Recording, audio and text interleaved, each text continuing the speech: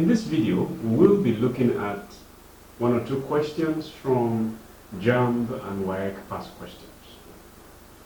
Number one, list two distinctions between displacement and distance. That has been clearly itemized in the previous classes.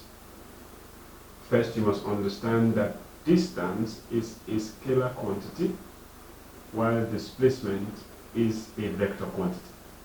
Number two, distance has only magnitude. Displacement, on the other hand, has both magnitude and a specified direction. Number two, which of the following best describes displacement? A, 45 meter, B, 45 kilometer, C, 45 kilometer north, and D, 45 centimeter. The answer should be option C, 45 kilometer north. Why is it option C?